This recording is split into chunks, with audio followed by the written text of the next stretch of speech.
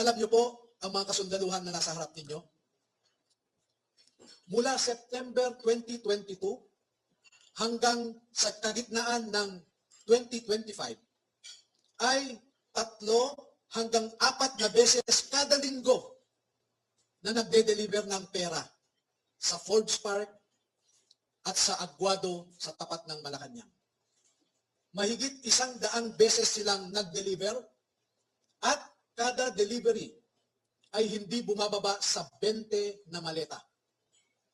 At minsan umaabot nga ito ng 52 na maleta na kailangan pa nila ang 6 na vans para ma-deliver lamang ang mga maleta na ito.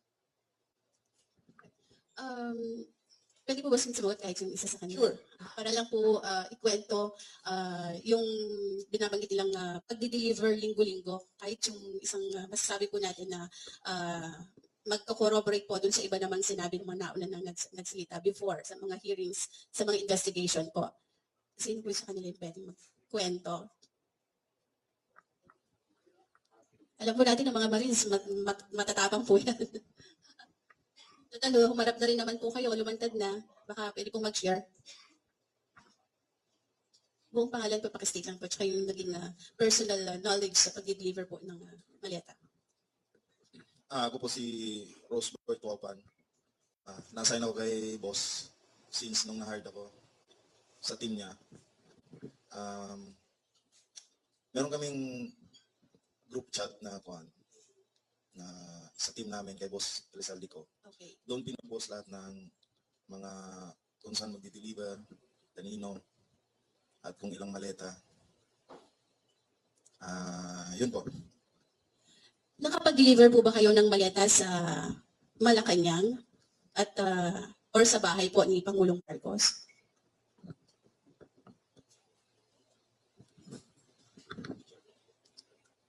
Opo. Ako po si Belnar Tube. Nakapag-deliver po kami. Saan? Forbes po. Pangulong Ferdinand Marcos Jr. Yes po. Meron din po kami sa Ilocos. Kasama po si Kong Saldi.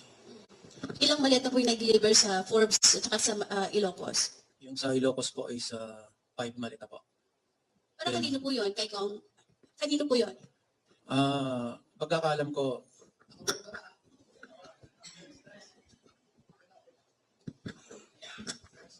Para maklaro lang, no? Nag-deliver sila sa Ilocos Norte, sa bahay mismo. At